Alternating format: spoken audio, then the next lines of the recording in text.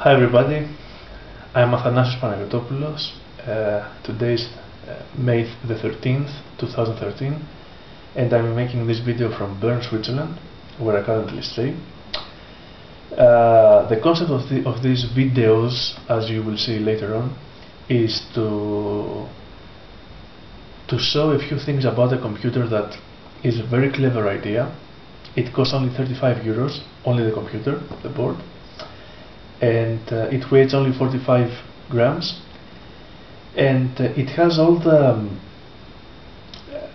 power, hardware power that we need in order to make simple things and maybe not so simple. So in order to have closed systems, like for example tablets, that since we buy it, we are dedicated to customers to a specific branch. For example, I have an iPad, then I will go to Apple Store. Then I have a Android, I will go to Android Market. Or if I have the Amazon, the Kindle, then I have to buy only from Amazon. This is completely open. I have been using computers since summer 1986, and this is the first so open machine and architecture that I have ever seen. Let's have a quick look around to the system. This is it. Okay. The power supply is a simple 5 volt that has a connector type of micro USB, which comes right here. 5 volt. The company says that we can use even 700 milliamps or 750. I will recommend never use less than 1 ampere. The specific one that I'm using is 1.2. You can find even of 2 amperes. Then we have the capacitor and the power stabilizer, which works together with the power supply in order to make a more stable voltage. This is the HDMI, which I can take 1080p through high definition. And then we have the Ethernet 10100, 2 USB 2.0, and the circuit that is working for this department, which is, one moment, it is, yes, the LAN 9512. It is a USB 2.0, a triple 2.0 USB hub.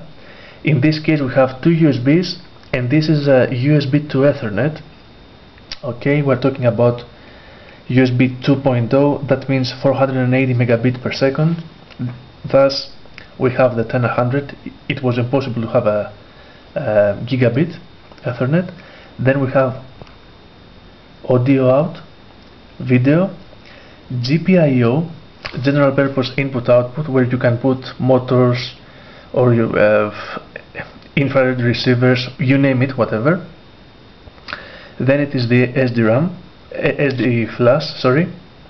This is, let's say, like the primary, we could say, disk of the system.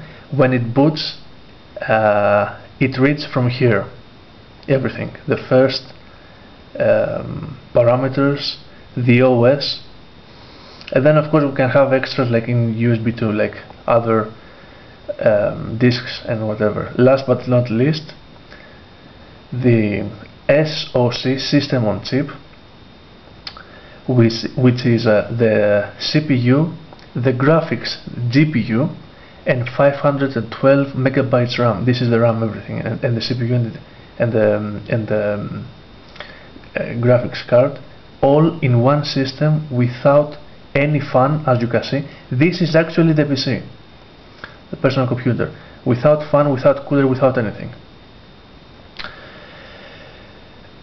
If you want to see the system in paper, it's like this, and I have already made 3 different projects of using this Raspberry Pi, which cost the circuit, as you see it, only 35 euros, 45 grams weight, and let's go to see them.